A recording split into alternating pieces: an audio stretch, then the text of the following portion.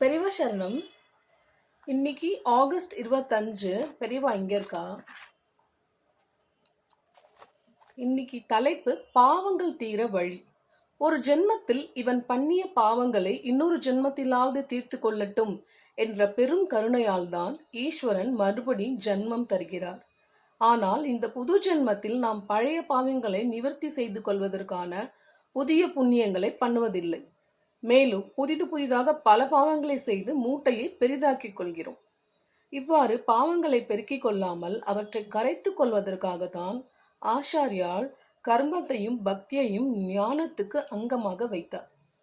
பாவங்கள் 2 வகை. ஒன்று சரீரத்தால் செய்த பாவங்கள், இரண்டாவது மனதால் செய்த பாவ சிந்தனை. பாவ கர்மாவை போக்கிக் கொள்ள புண்ணிய கர்மா செய்ய வேண்டும். பாவ சிந்தனைகளை போக்கிக் கொள்ள புண்ணியமான நினைவுகளை வளர்த்து கொள்ள வேண்டும். பெரியவா சரணம். தேங்க்யூ.